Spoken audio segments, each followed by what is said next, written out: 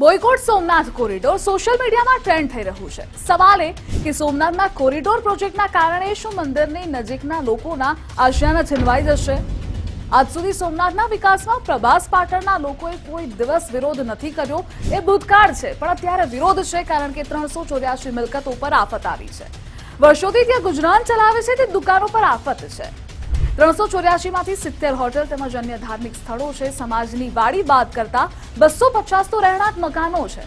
એટલે પ્રારંભિક તબક્કે 2000 થી 2500 લોકો સીધા પ્રભાવિત થઈ શકે અને આ જ જગ્યા માટે દબાણ કરાય છે। વહીવટી તંત્ર દ્વારા સહી કરી જાઓ અને તમારી મિલકતો આપી જાઓ, આવું દબાણ કરાય છે, જેના કારણે તેઓનો વિરોધ છે। સોમનાથના ભૂતકાળના આક્રમણ સમયે સોમનાથમાં આ જ અસરગ્રસ્તોના પૂર્વજોએ બલિદાનો પણ આપ્યા અને હવે તેને જ નોટિસ મળી છે, એટલે તેઓ ચિંતામાં છે। વિરોધ વિકાસનો નથી, પણ વર્ષોથી સોમનાથના પાડોશી રહેલા મધ્યમ વર્ગીય સમાજની મિલકતો લેવાની વાતનો છે। તમારું શું કહેવું છે સોમનાથના આ કોરિડોરને લઈ? કમેન્ટ સેક્શનમાં જણાવો।